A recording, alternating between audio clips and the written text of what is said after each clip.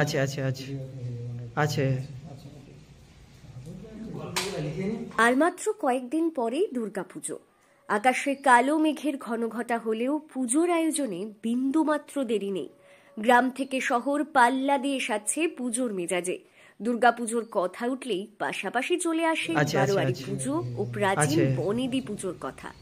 এককালের জাঁকজমকপূর্ণ প্রাচীন বনেদি বাড়ির পুজোগুলিতে জৌলুস কমেছে আড়ম্বর, কিন্তু প্রাণের আবেগ এখনো শতাব্দীর পর শতাব্দী সঞ্চারিত হচ্ছে। প্রাচীন বনেদি বাড়ির দুর্গাপুজো হিসেবে তমলুকের অন্যতম উল্লেখ্য কেলুমাল গ্রামের ঘোষবাড়ির দুর্গাপুজো। এই দুর্গাপুজোর অন্যতম বৈশিষ্ট্য হল মহালয়ার আগে কৃষ্ণা নবমী তিথিতে দেবীর বোধন হয়।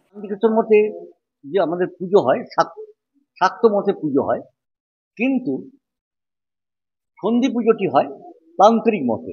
পুজোর যে রীতিনীতি যে আমাদের আরম্ভ হয় কৃষ্ণা নবমীতে, আমাদের নবমাদি কল্প আরম্ভ হয়। এই নবমাদি কল্প সারা পশ্চিমবাংলায় মাত্র 5 জায়গায় হয়। কৃষ্ণা নবমীর সকালেই প্রথম দেবীর বোধন হয়। পাড়ার পুকুর থেকে মাটি তুলে এনে মায়ের গায়ে ছোঁয়ানো হয়।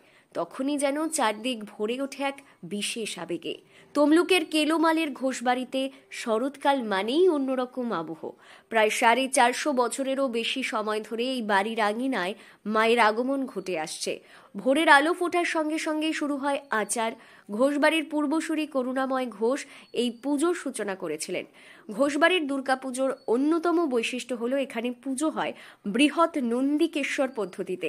ভারত ও বাংলাদেশ মিলিয়ে মাত্র 5টি বনেদি বাড়িতে এই পদ্ধতিতে দুর্গাপুজো হয়। বাংলাদেশের যশোরের বনেদি বাড়ি, পশ্চিমবঙ্গের শোভাবাজার রাজবাড়ি, কৃষ্ণনগর রাজবাড়ি, সাবর্ণ রায়চৌধুরী পরিবারের পুজোর পাশাপাশি ঘোষবাড়িতে বৃহৎ নন্দিকেশ্বর পদ্ধতিতে দুর্গাপুজো হয়। আনুমানিক 450 বছর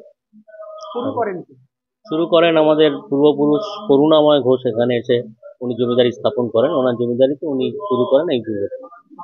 আদ্রা নক্ষত্র পেয়ে যাওয়া যে নবমী, মানে কৃষ্ণা নবমী তিথিতে আদ্রা নক্ষত্র যখন পেয়ে যাবে নবমী তিথি, তখন আমাদের এই বোধনটা শুরু হবে। ঘোষবাড়ির দুর্গা দালানে প্রতিমা তৈরি করেন মৃৎশিল্পীরা। তবে প্রতিমার সাজসজ্জা নিজের হাতে করে থাকেন এই ঘোষবাড়ির গৃহবধূ ও মেয়েরা। কৃষ্ণ নবমী তিথি থেকে প্রতিদিন চলে লক্ষাধিক বার দুর্গা নাম জপ, মধুসূদন নাম জপ আর চণ্ডীপাঠ। আগে সপ্তমীতে 7টি পাঠা বলি দেওয়া হতো, অষ্টমীতে হতো 8টি, নবমীতে 8টি পাঠাও একটি মহিষ বলি।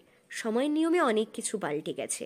এখন সপ্তমীতে হয় একটি পাঠা বলি, অষ্টমীতে 2টি ও সন্ধি পুজোতে 2টি, আর নবমীতে একটি মেষ অর্থাৎ ভেড়াও 2টো পাঠা বলি দেওয়া হয়। ঘোষবাড়ির দুর্গাপুজোর অন্যতম বৈশিষ্ট্য হলো সপ্তমী, অষ্টমী এবং নবমী এবং সন্ধি পুজোর সময় কুমারী পুজো হয়। 4 বার 4 জন কুমারী কন্যাকে দেবীর রূপে পুজো করা হয়। কালের নিয়মে জৌলুস কমেছে আড়ম্বর, কিন্তু প্রাণীর আবেগ আজও বর্তমান ঘোষবাড়ির দুর্গাপুজোয়। পূর্ব মেদিনীপুর জেলার তমলুক থেকে সৈকত শ্রীর রিপোর্ট, লোকাল 18 বাংলা।